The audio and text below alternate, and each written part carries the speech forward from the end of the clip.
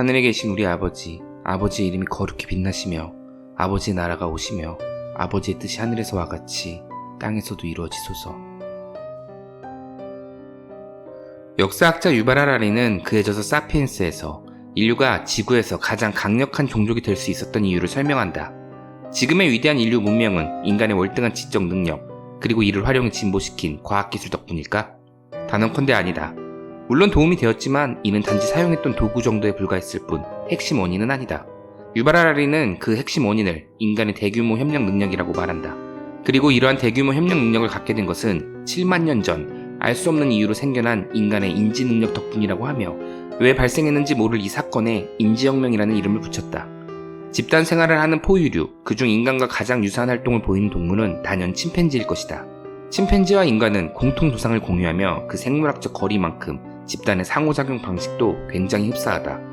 하지만 인간과 침팬지를 생태계에 군림하는 존재와 살아가는 존재로 나누어버린 건 협력을 유지할 수 있는 개체수에 있었다. 자연 상태의 침팬지 집단은 아무리 큰 집단이라 할지라도 50에서 100마리밖에 유지할 수 없다. 공통의 목적을 위해 기껏해야 50에서 100마리만이 협력할 수 있다는 말이다. 그리고 이 마법의 숫자는 인간들이 가까이 알고 지내는 사람의 숫자와 비슷하다. 한 실험에서 인간이 기억할 수 있는 사람의 숫자는 최대 200명이 넘어가기 어렵다는 것이 밝혀졌다. 200명이 넘어가는 순간부터는 다른 사람의 정보와 얼굴을 기억하지 못한다. 즉, 인간 개인이 인식하며 친밀하게 지낼 수 있는 동족들의 숫자는 최대 100에서 200명이며 이는 자연 상태에서 인위적인 법률 없이도 살아갈 수 있는 집단 구성원의 숫자이다. 사실 이 숫자는 우리 사회 곳곳에 잘 녹아들어 있다. 군대에서 중대의 숫자는 100명 전후로 묶인다. 회사에서 하나의 부문을 구성할 때 100명 전후로 묶는다. 사회 곳곳에 존재하는 모든 조직의 숫자가 100명 전후인 것을 꽤 쉽게 찾아볼 수 있다. 그리고 이 숫자 안에서는 딱히 법률을 통한 의무와 권리 없이도 잘 돌아간다. 이는 특정 목표를 달성하기 위해 가장 효율적으로 협력할 수 있는 자연의 숫자이기 때문이다. 결국 미시적인 개인 차원에서 인간은 침팬지와 유사한 숫자로 무리를 형성해 생존이라는 목표를 수행하는 하나의 종에 지나지 않았다는 것을 알 수 있다. 하지만 어느 날 대략 7만 년 전쯤 알 수 없는 모종의 이유로 인간에게 인지 능력이 생겨났고 이는 여타 다른 생명체와는 비교할 수 없는 흔적들을 지구에 남기기 시작했다. 인지 능력이란 눈에 보이지 않는 것을 상상할 수 있는 능력이다. 눈에 보이지 않는 것을 믿고 인지할 수 있는 능력이다. 이 능력은 인간으로 하여금 100명의 숫자를 넘어 수천, 수만을 뛰어넘는 개체의 협력을 이끌어낼 수 있게 하였다. 자연 상태에서는 100명 언저리의 개체수를 넘어가면 집단은 반드시 분열되기 마련이다. 하지만 인지 능력은 이 숫자를 돌파해 무한대에 가까운 협력을 이끌어냈다. 눈에 보이지 않는 것을 믿는 능력, 거짓과 허구, 상상을 믿는 능력. 이를 통해 인간은 신을 만들어냈다. 신화를 만들어냈다. 국가라는 개념도 만들어냈다. 법률이라는 개념을 만들어냈다. 그리고 이를 믿게 된다.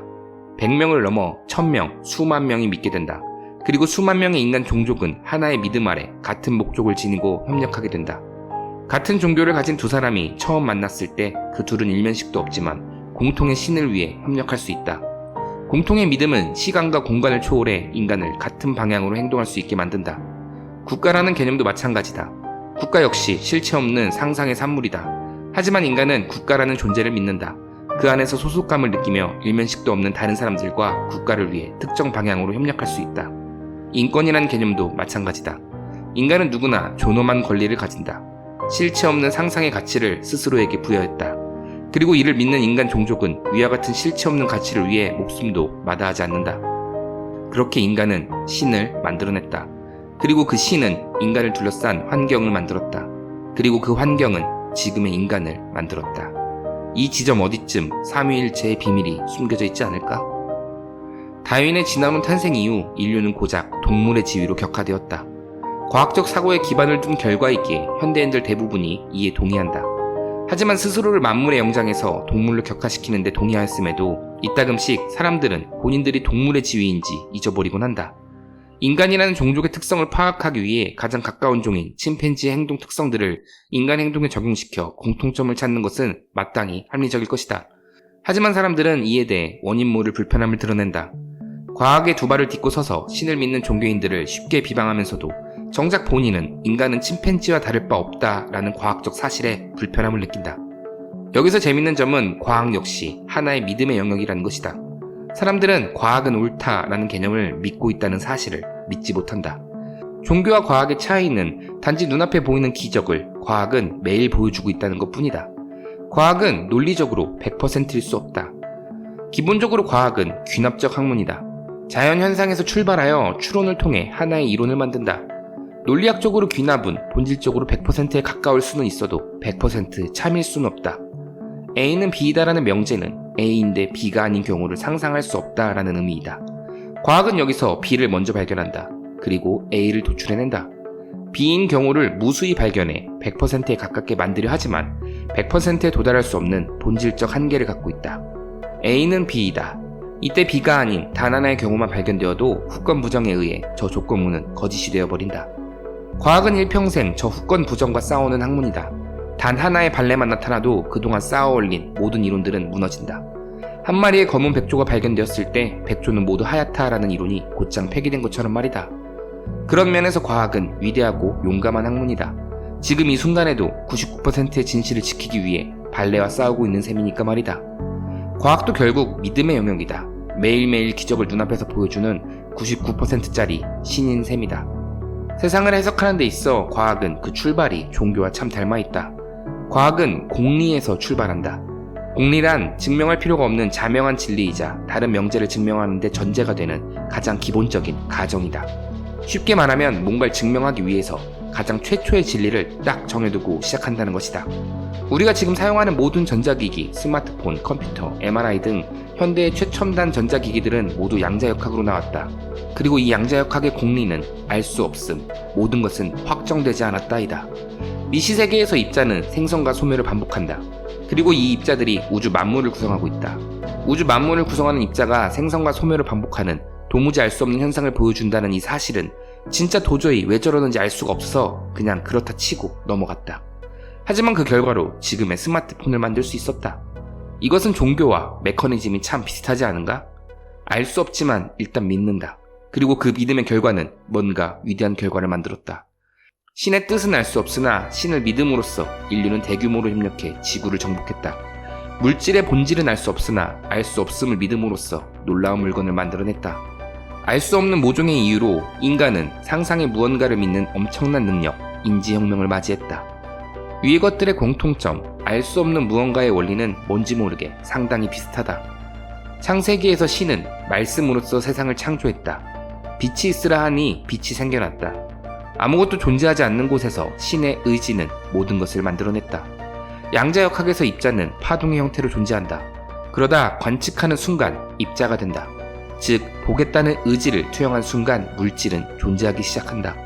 아무것도 존재하지 않는 곳에서 의지는 뭔가를 만들어낸다. 자연 상태에서 흩어져 있던 인간 집단은 존재하지 않는 것을 믿자마자 뭉쳐져 존재할 수 있었으며 그곳에서 찬란한 문명이 탄생했다. 아버지의 뜻이 하늘에서와 같이 땅에서도 이루어진 것이다. 성경에서 인간은 신의 모습을 본떠 만들어졌다고 한다. 이는 신이 두 팔과 두 다리를 지닌 인간과 같은 외형을 지녔다는 의미로 생각되지는 않는다. 조심스럽게 생각하건대 아무것도 없는 곳에서 의지를 통해 창조할 수 있는 신의 권능과 인간의 능력이 닮았기 때문이지 않을까 생각해본다. 인간의 역사는 끊임없이 무언가를 창조해왔다. 그리고 이러한 창조의 능력은 인류가 집단 공동의 목표를 달성하는 것 이외에서도 발견할 수 있다. 창조는 인간 개인의 삶에서도 나타난다. 인간은 자신의 기분을 창조해낼 수 있다. 웃긴 상황이라서 웃는다. 자연 상태에서 과정은 위와 같을 것이다. 하지만 웃기지 않는 상황, 즉 아무것도 존재하지 않는 상황에서 일단 웃어버려도 기분이 좋아진다. 우리의 뇌는 냅다 웃어버려도 행복한 상황으로 느낀다. 이는 과학적 실험 결과를 통해 밝혀진 매우 오래된 사실이다. 그렇다. 인간은 아무것도 없는 곳에서 행복을 창조해낼 수 있는 것이다. 반대로 누구나 스스로 당장 기분이 나빠지도록 만들 수도 있다. 그리고 감정을 창조한 결과는 과학과 종교가 모두 동의하는 확실한 결과를 만들어낸다. 행복한 기분으로 인식하는 세상은 확실히 평소와는 다르게 보이며 그곳에 뛰어들어 춤을 추듯 살아가는 나의 모습은 내가 더욱 행복해질 수밖에 없는 환경을 만들어낸다. 반면 우울한 기분으로 인식하는 세상은 계속해서 나를 구렁텅이로 몰아넣는다. 자신의 영역에 지옥을 창조해내고야 만다. 이 창조 과정은 모두 의지로 이루어진다. 창조하지 않는 의지 없는 인간은 다른 인간이 창조한 환경에 휩쓸려 살아갈 수밖에 없다. 신의 권능을 포기한 대가인 셈이다. 인지혁명 이후 인간은 존재하지 않는 것을 말씀이라는 의지로 창조했던 신과 같이 존재하지 않는 상상의 무언가를 창조하는 능력으로 지금까지의 역사를 만들어왔다. 어쩌면 7만 년 전 알 수 없는 이유로 호모 사피엔스에게 생긴 인지 능력은 신의 일부분이 깃들었던 순간이 아니었을까? 그렇다면 모든 호모 사피엔스에겐 신의 권능이 깃들어 있는 것이다. 모든 종교에서 이웃을 사랑하길 권하는 이유는 혹시 모든 사피엔스가 신의 일부를 가지고 있는 신성한 존재이기 때문이지 않을까? 우리는 가끔 어린아이의 순수한 모습을 보며 눈물이 날 때가 있다. 전혀 슬픈 상황이 아님에도 순수한 모습에 왠지 모르게 눈시울이 붉어진다. 나는 이 현상의 원인이 신의 모습을 느꼈기 때문이라고 생각했다. 어린아이는 오직 순수한 의도만을 가졌기에 신의 모습과 가장 가깝지 않을까? 우리도 어린아이 출신이다. 하지만 성인이 된 우리는 순수한 의도를 잃어버렸다.